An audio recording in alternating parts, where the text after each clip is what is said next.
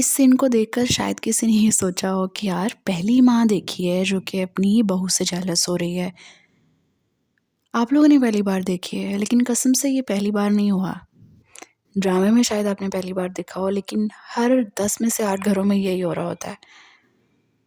پہلے وہی ماں اپنے بیٹے کو کہہ رہی ہوتی ہے کہ بہو کو کہیں گھماتے پھراتے نہیں ہو، اسے کہیں لے کے نہیں جاتے، اس کا خیال نہیں رکھتے، جسٹ لائک ہر، جس طرح سے یہ کہہ رہی تھی جواد کو کہ تم تو دردانہ کا بالکل خیال نہیں رکھتے. اور پھر جب وہ واقعی میں بالآخر خیال رکھنے لگ جاتا ہے تو تب یہی ماں جیلس ہونے لگ جاتی ہے.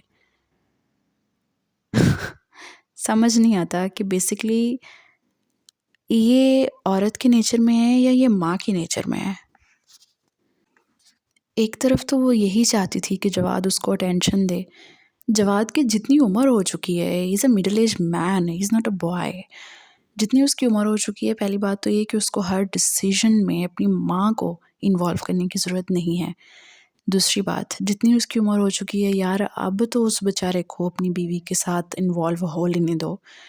اب اس عمر میں نہیں ہوگا تو کیا بالکل ہی جب بستر سے لگ جائے گا تب ہوگا؟ سمجھ نہیں آیا مجھے تو کہ اس جیلسی کی وجہ کیا ہے. کیونکہ اگر فواد کرتا ہے تو سمجھ آتا ہے، کیونکہ وہ ینگ ہے، لاڈلا ہے، تھوڑا سا ماں اس کے بارے میں کنسرن رہتی ہے. لیکن جواد سیریسلی وہ پہلے ہی 40 45 50 سال کا ہے یار. وہ اب بھی اپنی بیوی کے ساتھ ہاتھ نہ پکڑے یا اس کے ساتھ واک نہ کرے یا اس کو اسمائل کر کے نہ دیکھے تو کب کرے گا آخر؟ کس عمر میں کرے گا وہ؟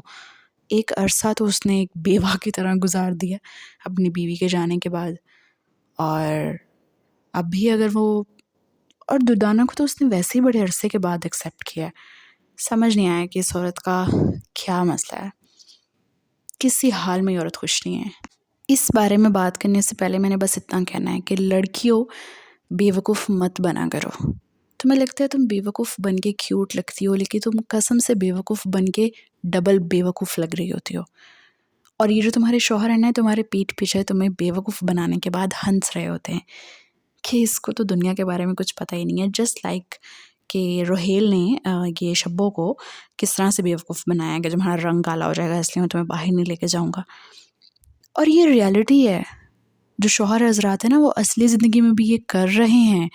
بہت سے، چلو یہ تو ایک مذاق کیا انہوں نے اگزامپل دی ہے، لیکن بہت سے معاملات میں وہ بیویوں کو جس طرح سے اپنی پے کے بارے میں نہ بتانا، اپنی جاب کی ڈسکرپشن نہ دینا، یہ کہہ کر کہ یار بیگم تم نہیں سمجھو گی، تمہاری فیلڈ نہیں ہے نا، تمہیں کیا پتا میرے آفس میں کیا ہوتا ہے، میرے آفس میں کس طرح کے لوگ ہیں، میں کتنا کماتا ہوں.